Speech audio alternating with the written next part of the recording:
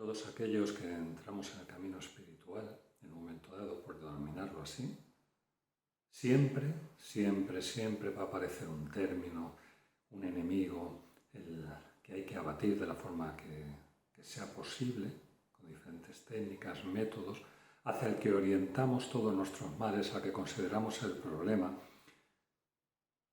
pero que al mismo tiempo es la solución, y es el ego.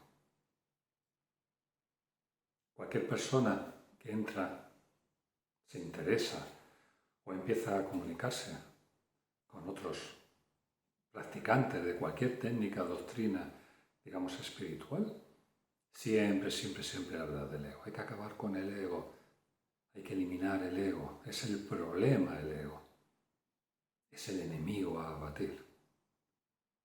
Pero no se dan cuenta, no nos damos cuenta que todo eso lo está diciendo el propio ego a través de nosotros. ¿Cómo se va a matar, a eliminar el ego a sí mismo? Es imposible. Es una de las trampas mayores que a partir sobre todo del movimiento del teosofismo, de la nueva era y demás se instauró como el elemento imprescindible para conseguir lograr algo con esta vida que ha tocado vivir. Pero olvidar también una cosa fundamental. Si hay que lograr y conseguir algo, ¿quién lo consigue? ¿Quién lo logra? ¿Acaso no es la propia trampa del mismo ego el que se considera el enemigo a abatir sabiendo que va a ser imbatible? O sea, conociendo perfectamente que jamás vamos a poder prescindir. El ego, como un constructo, como una entidad, si queréis denominarlo así, utiliza el cuerpo y la mente. Sentimientos, dolores, placeres, pensamientos, como instrumento a través del cual manifestarse. Si prescindimos del ego, prescindimos del cuerpo, y si prescindimos del cuerpo, prescindimos de la vida. Esta manifestación es posible gracias a que hay un cuerpo y una mente. El problema no es el ego. En nuestra tradición, en la tradición occidental, que es mayoritariamente la cristiana, hay dos figuras importantes, San Jorge y el dragón, ¿verdad? San Miguel y el dragón. Y luego, si queréis, hasta la propia representación de la Virgen, en muchos momentos está pisando una serpiente, cuando no un dragón o un demonio directamente, ¿verdad? En el caso de los dos caballeros, con la lanza apuntan a la boca de ese dragón, pero jamás aparecen matándole. No atraviesan el pecho, no cruzan su corazón con esa lanza. Apuntan a la boca y en particular a la lengua, porque el ego necesita del lenguaje, necesita del cuerpo para manifestarse. Siempre está buscando algo, siempre se está comparando con algo. Por lo tanto, el ego no es el problema, puesto que sin él, sin el cuerpo, sin la mente, no habría vida, no estarías aquí. Esta conciencia no tendría los instrumentos necesarios para manifestarse. El ego, el cuerpo, la mente, son los instrumentos también que proporcionan la solución. La gota que emana de la ola más alta en el océano se considera separada, distinta, mejor, peor que las otras gotas que no están, pero han olvidado que son océano. Si se evaporase, si se desapareciese, lo único que haría sería regresar a ese vacío donde el océano y donde todo lo existente está manifestándose, está ocurriendo.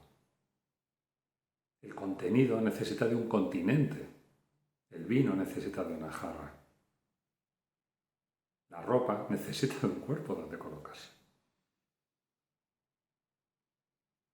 El vacío no es la ausencia de ego, la ausencia de él, la ausencia de vida, es la propia vida, es todo eso. No puede haber nada sin ese vacío. Por lo tanto, la opción es utilizar estos instrumentos que el ego considera suyos, con los cuales nos hemos identificado a partir de cierta edad, como medio para recuperar esa conciencia, ese vacío donde todo es sin más. Comimos del árbol del bien y del mal, es decir, de la dualidad. Y a partir de ahí fuimos expulsados del paraíso.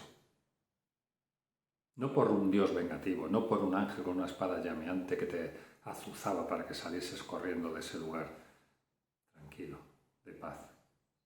Simplemente fue el reconocer como auténtico los opuestos, la dualidad. Y a partir de ahí confundir ese vacío que es, ese ser, ese todo, con lo limitado de un cuerpo y de una mente.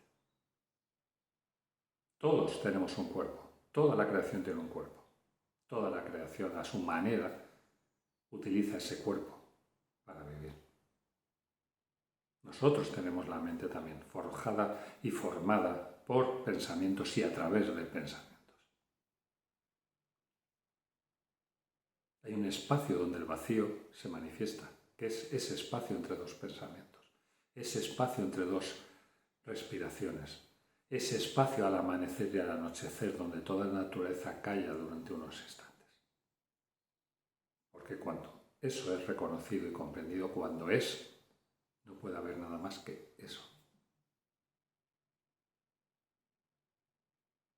Por tanto, comprender que el cuerpo y la mente no son los enemigos a abatir, que el ego no es el enemigo a abatir, que ninguna práctica, ninguna tradición, cristianismo, sufismo, taoísmo, budismo, no dualidad, zen, te hacen especial porque la practiques. Ninguna es mejor o peor que la otra. Simplemente abraza firmemente, sin soltarla jamás, aquella con la que te sientas más identificado. Todas hablan de lo mismo. Todas dicen lo mismo.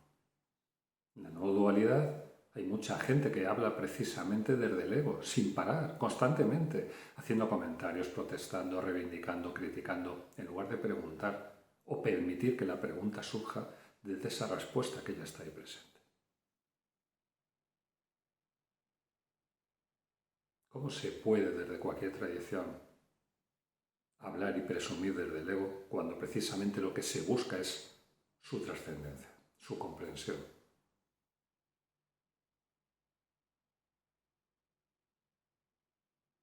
La imagen reflejada en el espejo necesita de ese continente que es el espejo. Imagínate por un momento que esa imagen se considerase real, lo único existente. Pero lo real está al otro lado del espejo, ¿verdad? Por tanto, plantéate dudas. Cuestiona la realidad que vives. Pregunta, indaga.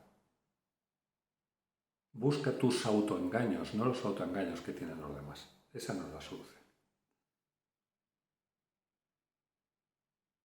Empieza a emplear los 12 trabajos de Hércules.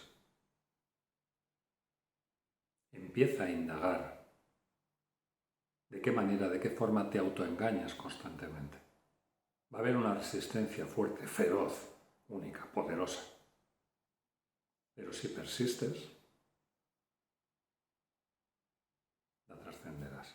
Y a partir de ahí, eso que sí que eres, se manifestará.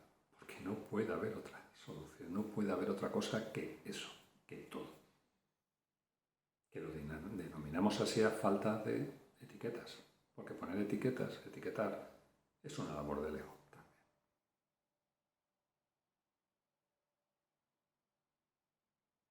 Os invito en este mes de octubre a los satsang que tendrán lugar.